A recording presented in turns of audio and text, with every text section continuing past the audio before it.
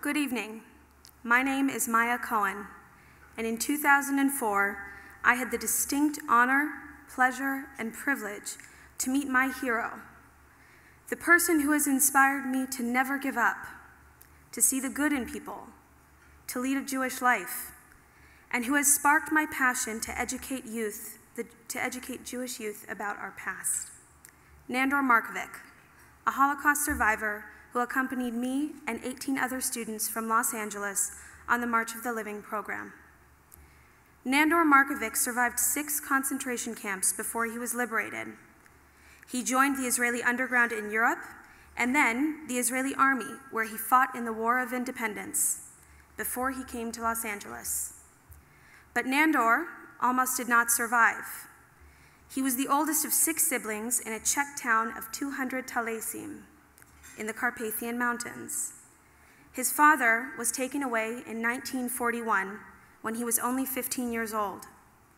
Then, in 1944, all of the Jews in his town were rounded up in the synagogue and shipped to Birkenau, where his mother, 2 sisters, and a brother were immediately killed. In 1945, on a German death march, he was lying in the gutter, with death almost a certainty. He had already seen his best friend shot in the head, but Nandor could not take another step. "I won't waste a bullet on you," a soldier said. "You're already dead." He doesn't know how much time had passed before he looked up to see the face of an American soldier.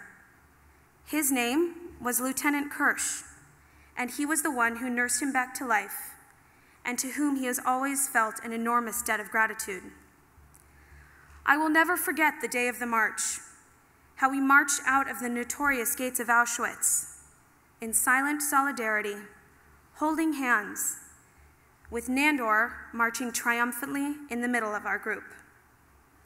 As we were approaching the reception gate at Birkenau, Nandor's site of internment during the Holocaust, he began to cry. He shared a story with us that has stayed with me until this very day. As we slowly approached the gate, he explained how, as Jewish prisoners entered Birkenau, they sang the hymn, Ani Ma'amin, I believe. He then began to sing the song ever so quietly as we entered the gates. Without any hesitation, our whole group put our arms around each other and began to sing quietly along with him as we walked through the gates of Birkenau. When we reached the other side, Nandor turned to us and said, "I saw so many people enter these gates, singing this song, Who Never Left. Today, we will get to do both." That was the moment when I finally understood my responsibility to the Jewish people and to the Jewish future. I was raised with all of the ideal Jewish opportunities one could ask for.